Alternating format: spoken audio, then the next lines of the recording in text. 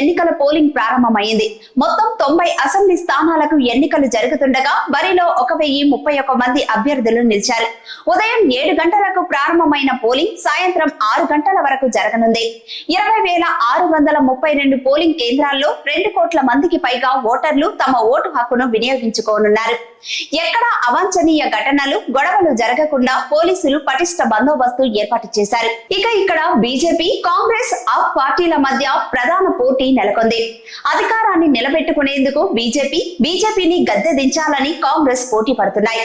ఈసారి హర్యానాకు కాబోయే సీఎం తానేనని కుమారి సెల్టా ధీమా వ్యక్తం చేశారు. గత ఎన్నికల్లో బీజేపీ 10 సీట్లను గెలుచుకొని ప్రభుత్వాన్ని ఏర్పాటు చేయడంలో కింగ్ మేకర్ గా మారింది. అగ్నివీర్ పథకం, నిరుద్యోగం, రైతాంగం, నిత్యావసర ధరలు ఈ ఎన్నికలను ప్రభావితం చేయనున్నట్లు రాజకీయ విశ్లేషకులు అభిప్రాయపడుతున్నారు. కాగా కొద్ది నెలల క్రితం జరిగిన లోక్సభ ఎన్నికల్లో బీజేపీ, కాంగ్రెస్ పార్టీలు చెరో 5 స్థానాలను గెలుచుకున్నాయి.